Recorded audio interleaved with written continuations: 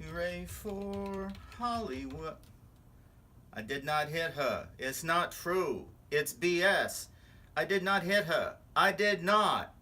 Oh, hi, Ma. Oh, hello there. I am Stan the Movie Man, and this is my review of The Disaster Artist. It stars James Franco, Dave Franco, Seth Rogen, Ari Grainer, Alison Brie, Josh Hutcherson, Zac Efron, and more. It is the story of, well, it's the story of a million people who've gone to Hollywood to try to make it big.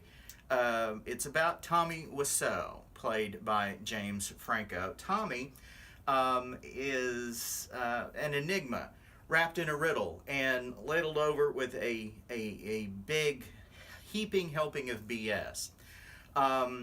Tommy is played by James Franco and is in an acting class. And another fellow in his acting class, a guy named Greg Sestero, played by Dave Franco, is impressed with the way Tommy can just expose himself emotionally, even if what he does doesn't make any sense whatsoever. Greg is having trouble dropping his guard and not worrying about embarrassing himself or if people will laugh at him, and asks to work with Tommy. They become fast friends as Tommy has no friends, and soon they are off on an adventure. They are going to move from San Francisco, where they live, down to Los Angeles.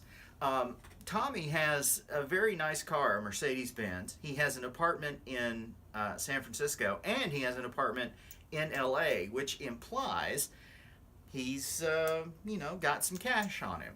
The two room together, and while Greg is able to get an agent fairly quickly, Tommy, despite his best efforts, which are everybody else's worst efforts, cannot get a foot in the door. And after a while, Greg becomes angry and disillusioned as well, because his agents won't call him back and he's not getting any work.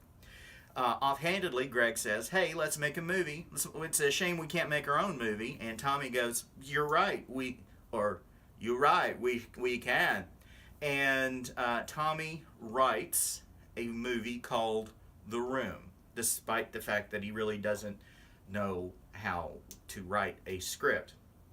He goes out and buys a bunch of equipment and is going to shoot the movie at a studio that's connected to the place where he buys all the equipment. And he starts to make the movie and clearly is completely out of his element, as is easily understood by everybody else who actually has worked on a film set.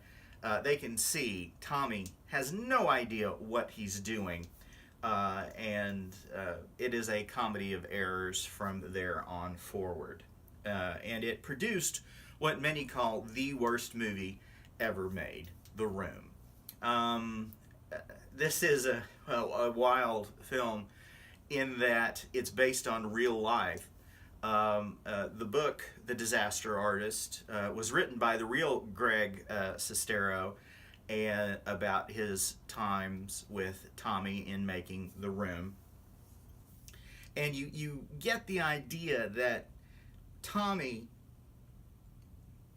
I don't know if it's mental illness or if he's damaged in some way. It's like he's trying to hide who he is, because he says he's from New Orleans, but there's no way that accent is from southern Louisiana.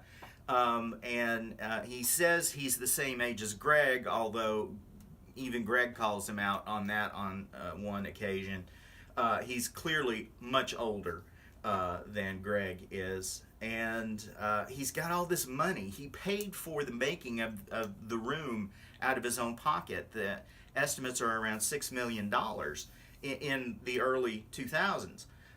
So he's got money, but nobody knows where it came from. And as people have been doing publicity for this film, Franco himself said, "I don't think I want to know where it came from." Tommy Wiseau is a fascinating character, and Franco does an amazing job inhabiting him.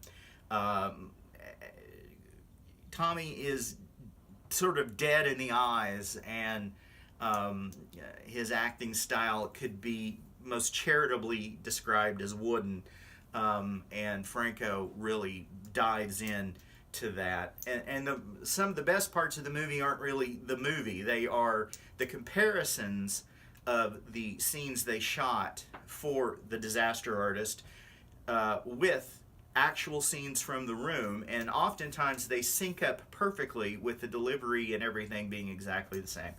And make sure you stick around to the end of the credits, because the real Tommy Wiseau has a cameo in the movie that didn't actually make it in the final cut, and it is at the end of the film where Tommy Wiseau, the real Tommy Wiseau, is talking to the James Franco Tommy Wiseau, and he doesn't even try to sound like a different person. It is just the movie is filled with a lot of laughs, but it also has, it's also kind of sad, because Tommy is just, his basic desire in the film is just to have a friend, and as Greg begins to depend on Tommy less and less, and he moves in with his girlfriend Amber, played by Alison Brie, Tommy turns on Greg, and he makes sure he misses an opportunity to star in or to be a supporting character in a network television show, and the whole crew hates Tommy by the end of the shoot. It's a really intriguing film that is very different from anything else you might see out there right now. If you get a chance, it may not be playing on 4,000 screens like some big superhero film, but the Disaster Artist is well worth your time, and it's very different. Just give it a chance. I promise. I believe you'll enjoy it. I'm giving The Disaster Artist 5 stars. Go to StanTheMovieMan.com to read my complete review. Listen to the podcast The Fractured Frame, which is available each week and is available wherever you download your favorite podcasts. You can follow me on Twitter at MovieManStan, and send your emails to me, StanTheMovieMan123 at gmail.com. Till next time, later.